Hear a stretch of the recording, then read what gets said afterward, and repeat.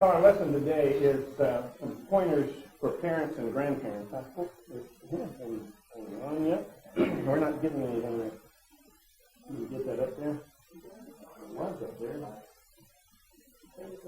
There we go. All right. Yeah. It's still not quite the way I want it to screen, but that's all right. I can see if you can see. I want to talk about our website for just a moment. It's Christian-family.net. If you don't put the dash in there, you get some Catholic site. World Wide Web is very temperamental, somewhat like other technical things. So you've got to be precise. So we are in the process of updating our website. I'll be changing it over to another server pretty soon. It's been very difficult to go in and make changes with the server that I have, so I'm changing it. So if you log on and it may be in a transition state, I hope you can find what you want. At any rate, if you do visit our website, I have a disclaimer for this lesson, just like I did last evening.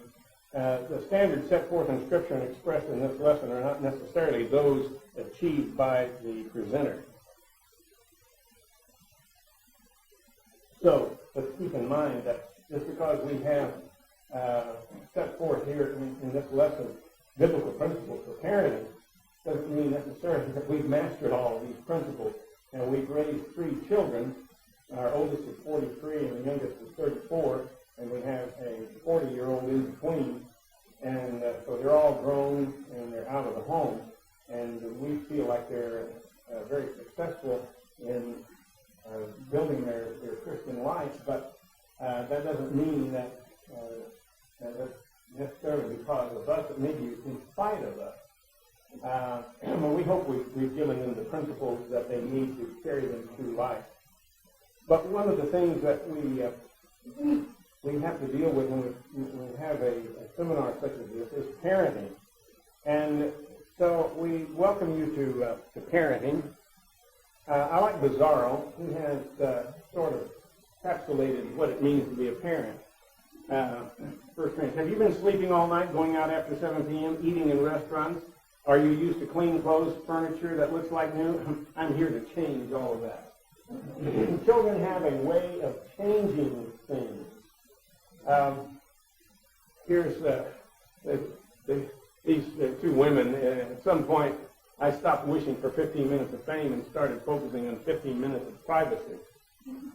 Those who are parents can appreciate what these 2 women are going through and what they're saying.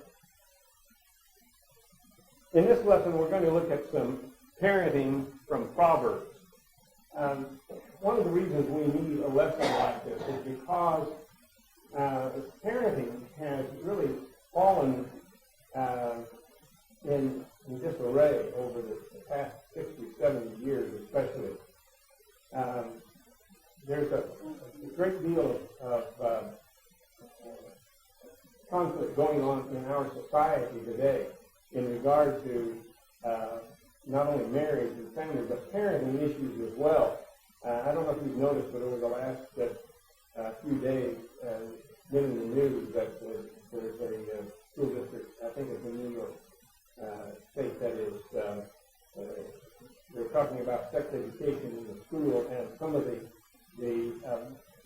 very explicit information that they're trying to get into the public schools. Well, that's been going on for years, but the discussion is centering around parents who are not parenting, parents who are not teaching and training their children. Well, Proverbs 22 verse 6 says, train up a child in the way that he should go, and when he is old, he'll not depart from it. The Bible is a primer on parenting, and especially in the book of Proverbs. The book of Proverbs is a training manual for child rearing. And I want to encourage all parents to go back and reread the book of Proverbs and notice that Solomon is addressing this book to his son, my son, my son, my son. Notice the number of times that Solomon says, my son, in the book of Proverbs. Well, too many parents have turned to pop psychology for parenting. Now, Dr. Benjamin Spock wrote the, whoops, that's not up there yet, is it? That's a little behind where I am. Dr. Benjamin Spock wrote the book, The Common Sense Book of Baby and Child Care, published in 1946. How many years ago was that? I'm not good at math. But that's 60 years ago? 65 now? Dr. Spock, he had the nickname No Spank Spock, where he advocated no corporal punishment in the home. My parents didn't read that book. Thankfully, there are a lot of parents who didn't. But notice from that time now, when we get into the 60s, what do you know about the 60s? Those of us who were living through the 60s, I graduated from high school in 1961. And the 60s were very turbulent. That was the age of the hippies. And the do your own thing movement. What you have there, we reap in the 60s what was being sown in the 40s and 50s. The spoiled children who were not disciplined. And so you had these long-haired, maggot-infested hippies roaming the street, out demonstrating. Well, let's see. What's going on today? Occupy New York, Occupy Oakland, Occupy Dallas, Occupy. When you look at the rabble that's out there, you see the same thing that we went through in the 60s. It's just recycled. There's the same Marxists, the same anti-capitalist nitwits that are out demonstrating. Now, they're minorities, to be sure, but they have their allies in the news media that support them. Now, this has been going on for years and years and years. The leftists have been in charge in so many ways in our country. 1925, Dayton, Tennessee. What happened? The Scopes trial. Are they teaching history anymore in our schools? Clarence Darrow and William Jennings Bryan met in Dayton, Tennessee, 1925, in the trial of the century. Now, what was that all about? Well, a high school teacher by the name of John Scopes violated a law. What was the law? You can't teach evolution as a fact in the schools of America in 1925. And so he went into the classroom and he taught evolution as a fact. And of course, he was taken out of the classroom. He violated the law. Well, the ACLU backed him. Of course, actually, what they did, they put him up to it, and they wanted to test this law, and of course, it got into the courts.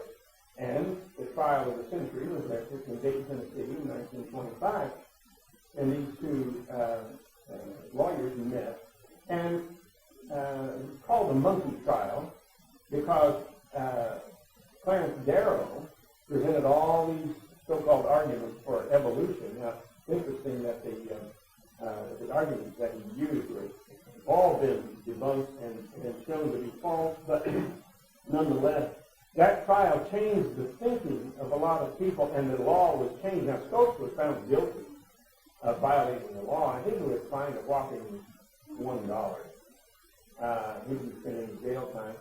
But the outcome of the whole thing was that from about that time until this good day, things have been reversed. Now, evolution has been taught in our schools as a viable alternative to creationism. And now it's against the law in many places, in many states, to teach the so-called creation model.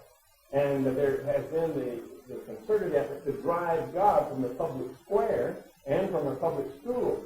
So our young people are being reared on this false notion that man is the measure of all things. That's humanism.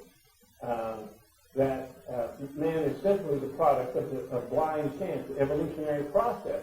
And so that he has no more right to the planet than does a spotted owl, for example. So we shut down the logging industry in Oregon because you cut down a tree and the spotted owls will lose their nest. The farms up and down the Central Valley of California, San Joaquin Valley, are drying up because there's some little fish that are being harmed by the raising of food crops when irrigation takes place. And so the cost of our food is going up in order to save a little fish that's about that long, and it's not it's really rather inconsequential. But the evolutionists, the atheists, the humanists have so infiltrated our public system in the public schools, in various governmental departments like the Department of Agriculture, the EPA, and so forth. Well, all of this has come down to us now. We have evolution, humanism, atheism, all being taught in our public schools, and this is what we're facing as far as a cultural warfare and cultural revolution in our country. And our young people are having to deal with these issues. Well, what about movies and TV? They glorify divorce. Movies and TV picture homosexuality as a normal lifestyle.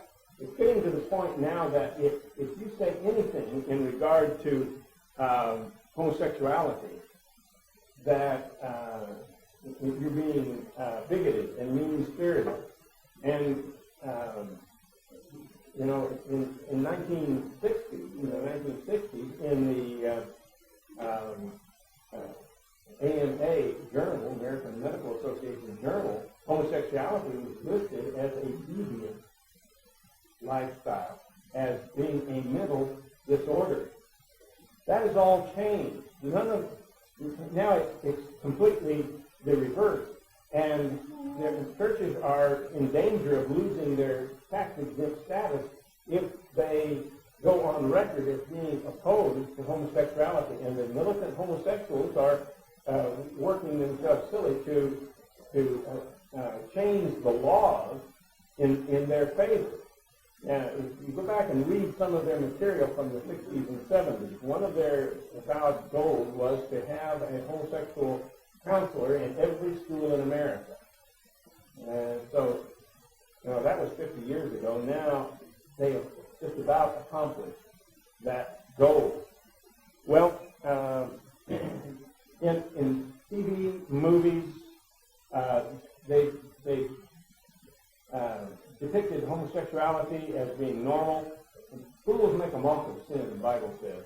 And this is the way Hollywood depicts these abhorrent lifestyles. As they mock it, and they mock people who would stand up for biblical morality in any of these areas. Well, religion is depicted as radical. Have you ever noticed how movies deal with religious subjects, themes, personalities? If you look at, now of course, let's take a situation comedy from about the 70s, I think. MASH, for example. We didn't watch that when it came out. It was, I considered it to be immoral. But nonetheless, if you look at the religious figures, the heroes in that sitcom are the two alcoholics, the two drunkards. And the ones that are immoral are the heroes. And they're the ones that turn out to be the smartest and brightest and the best. The religious figure in there, although he's a Catholic priest, he's sort of a good old boy, and he'll sit down and have a drink with them. But he is sort of a bumbling dodo when it comes right down to it. And that's the way religion is depicted. And usually Catholicism, being one of the largest religions, is the focus of the attack of the left in movies, in television, and in society in general. Christianity is under assault, and the Bible is being attacked. The Bible is ridiculed. You notice in the political debate, somebody could stand up and say that they do not believe in evolution, or if they believe in biblical creation. Oh, they are vilified. These people are put down. Now, our young people are soaking all of this in, and they are influenced by all of these attacks upon Christianity, upon the Bible, and upon morality. Well, the public schools we've talked about. Here's the father at home, and he says, they're not teaching you values and social graces. I've got half a mind to go up to that school and punch out your teacher. Yeah, there's great parenting skills. He sits there with a beer in his hand watching TV. Well,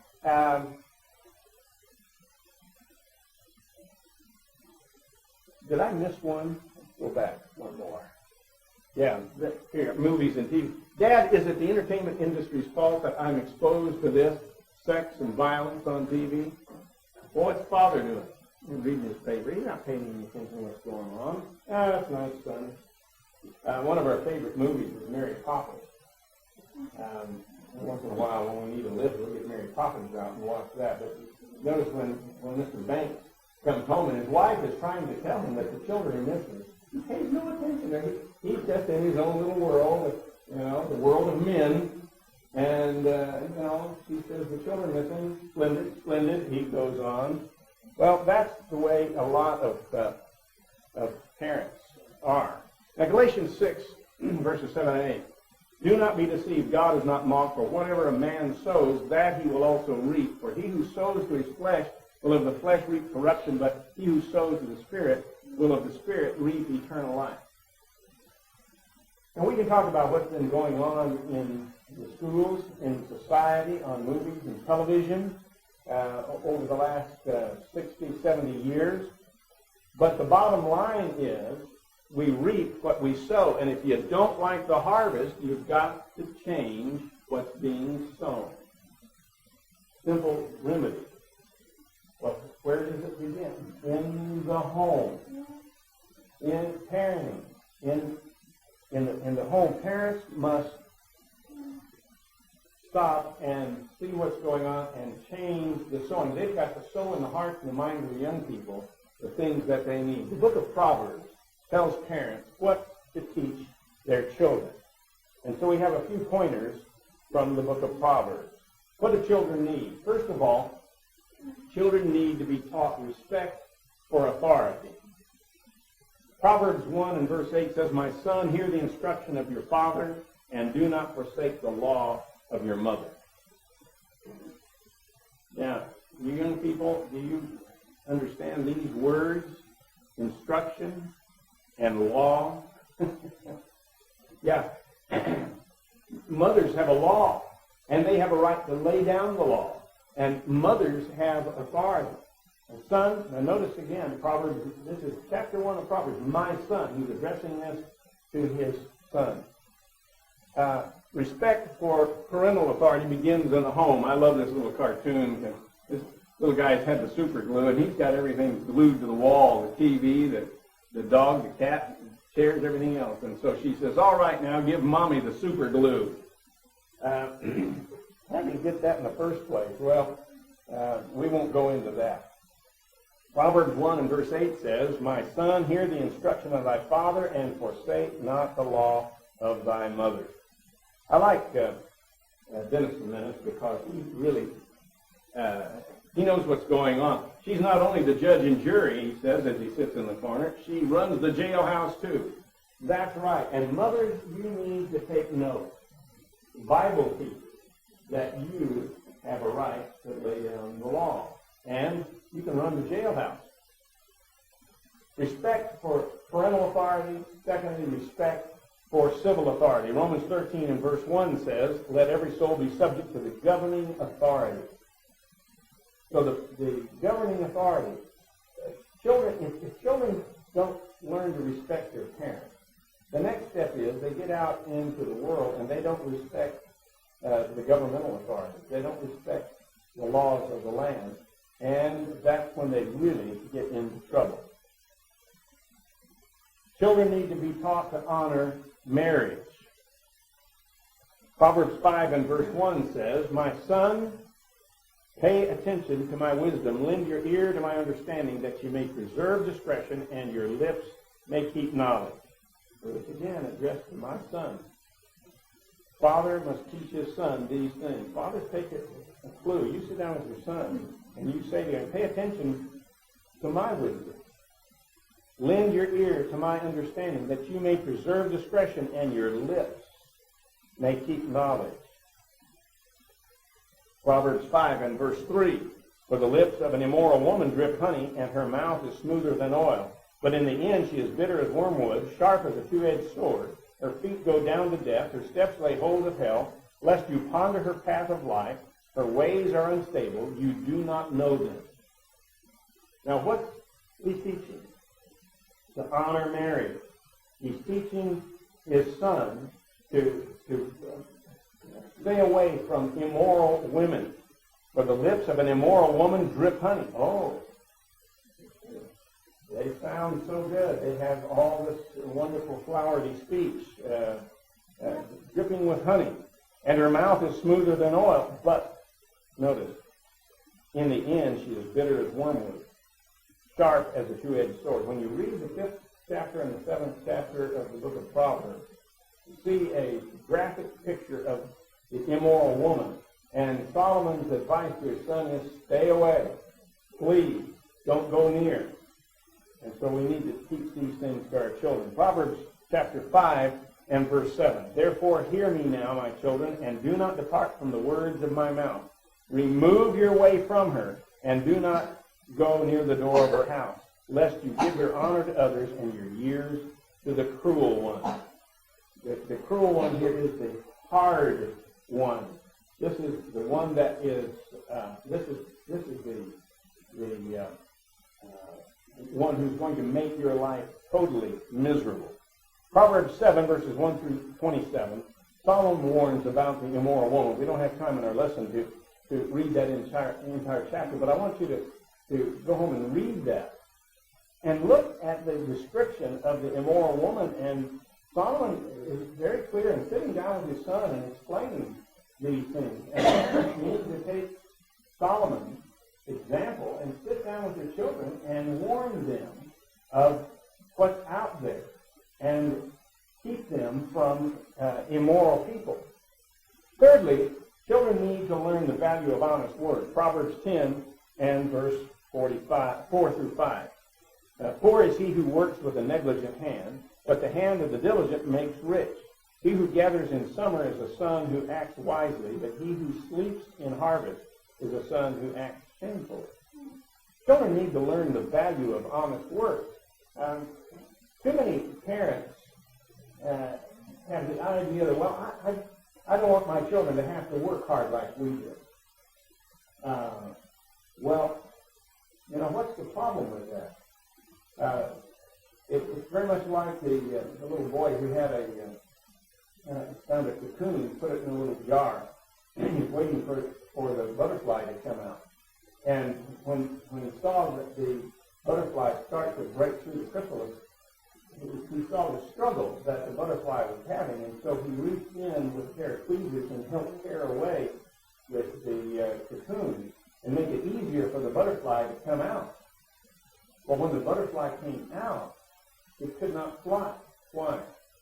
Because that's the way God designed the cocoon. The exercise of that butterfly pushing out through the walls of the cocoon is what caused the fluid to flow through the little veins in his wings so that he could then fly. But he didn't have that. Since that was torn away, he didn't have anything to press against.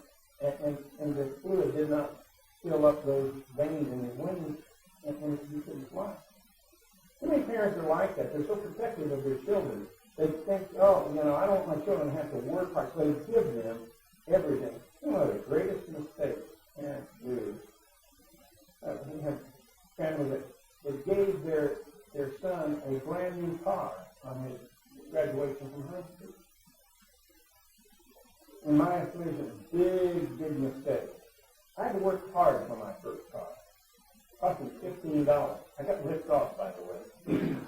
1947 Chevy. But nonetheless, I had to work hard just to get it to run. Children need to go through those struggles. They need to have a job. They need to learn the value of honest work. Poor is he who works with a negligent hand, but the hand of the diligent makes rich. He who gathers in summer is the son who acts wisely, but he who sleeps in harvest is the son who acts shamefully. I like Lou Ann. I used to think that the guy that writes this column, or this cartoon strip, Lou Ann, was somehow lurking around our house, listening to what's going on. Well, here's Lou Ann. She's sitting on the couch. Bored. I can't believe there's nothing to do. Bored. Well, Mom comes in and says, Lou Ann, if you're bored, I have lots of chores you can... Oh, bored? Are you kidding? I have a zillion things to do. I'm just trying to decide where to start. Yeah, right. I remember one Saturday, I came to the living room, and our daughter, Sarah, was, she was, I guess, teenage, 12, 13, 14, somewhere along in there. Anyway, she said, I'm bored. Ooh, that got my attention. I said, Kyle, I am so sorry that I've neglected your entertainment for the afternoon. Please come with me. Her older brother, Matt, 3 years older, he's bored too, so I got both of them. Took Sarah in and got her the mop and the mop bucket and the broom. I said, now you sweep the kitchen floor, mop the kitchen floor, and then you wash the windows, and when you're through with that, I'll be back and you have some other things lined up. I took Matt out, had a little garden spot, and I got him out there with the hoe to chop the weeds. Went back in, checked on Sarah, and she's working away. And a little bit later, I went out, and this was back in the days of Donnie and Marie. They used to watch Donnie and Marie all the time, and they were always singing. Matt was out there leaning on his hoe handle, singing into this hoe, And Matt, how you coming? I go, he said, I'm like a slave in Egypt. At least he knew some Bible stories. But that was the last time that Sarah ever said anything about being bored. We had some things lined up for them. Well, Lou Ann is very much the same way. Parents need to teach their children the value of honest work, and children need to have responsibilities around the house. And they need to have something to do. They need to learn the value of righteous living. Proverbs 13 and verse 22 says, a good man leaves an inheritance to his children's children, but the wealth of the sinner is stored up for the righteous. Now, a good man leaves an inheritance to his children's children. Now, who are they? Grandchildren, right? But the wealth of the sinner is stored up for the righteous. Leave your grandchildren a righteous inheritance. That is a good name. That is a good legacy, a good reputation. Righteous living is that which builds self-esteem. There's a lot said today about self-esteem, a lot of books written on self-esteem. Proverbs 20 and verse 11 says, even a child is known by his deeds, whether what he does is pure and right. Righteous living, when children do what's right, and you acknowledge that they're doing what's right, this is what builds self-esteem. When children do things that are wrong, they need to be corrected. But when they do things that are right, they need to be exonerated, they need to be upheld, and they need to be reaffirmed. I like Dennis, the minister. He comes in from school and points his finger at his mother. Boy, is my teacher ever mad at you for letting me grow up the way I did. And she went, what? You know, we at some point, I think we said to one of Matt's teachers, we won't believe everything he says about you if you don't believe everything he says about us. Children are a little strange that way. Well, fifthly, parents need to exercise discipline with their children. Proverbs 3, verses 11 and 12. My son, do not reject the discipline of the Lord, or loathe his reproof, for whom the Lord loves he reproves, even as the father the son in whom he delights. Parents need to exercise discipline upon their children. And if they don't love their children, and this is really the crux of the matter, when parents are lazy and they won't take the time to discipline their children grow up without knowing where the boundaries are. They grow up without understanding. And therefore, it's really a matter of how much do you really love your children. If you love your children, then you will discipline them. And the instruction here is to Solomon's sons, do not reject the discipline of the Lord, or loathe his reproof, for whom the Lord loves, he reproves, even as a father the son in whom he delights. So children need to know where the boundaries are. Proverbs 22 and verse 15, foolishness is bound up in the heart of a child. The rod of correction will drive it far from him. Now the rod of correction is very necessary. Now this is not child abuse. We're not talking about beating them with an inch of their life. But a spanking from time to time will drive the foolishness from the heart of a child. And you have to start very, very early. I was amazed when our first grandchild was born, how our daughter would talk to him. He's 3, 4 months old, he's a little baby. I mean, he's not communicating, or is he? She is telling him, no, don't do that. He understood that. Now, he could not verbalize back because they don't develop their speech ability until some months later, maybe between 9 months and a year old or whatever, but he could understand. She was communicating to him, and I watched how she corrected him. And I realized that we had really waited a little too long because I didn't realize when our children were born how children learn so quickly at such an early age. But then as he developed, and then his little brother came along, we learned what they were sitting at the table. I remember one day, little fellow was down at the other end. My grandson he was probably not a year old yet. But at any rate, he was sitting in his high chair down at the other end of the table, and he kept pushing his Cheerios off of the table. And I said, Nathan, don't do that. And just one more over there, And he just started to push that, and I stood up. And he drew his hands back. Grandpa just standing, because I had spanked him once before. I only had to spank him once. But he knew when I stood up, I meant business. And boy, he backed off quickly. Children need to know where the boundaries are. And the way you teach them the boundaries is through correction. The rod of correction will drive it far from you.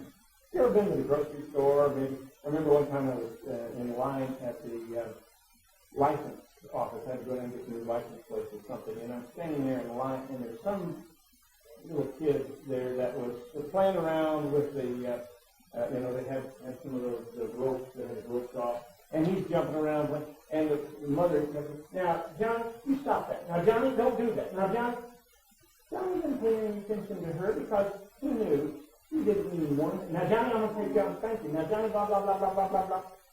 He doesn't have any fear of her whatsoever. The same thing is in church sometimes. Kids get to misbehaving. We've been in congregations where a little child will be passed up and down the row from parents to brothers and sisters to uncles and aunts, and same thing.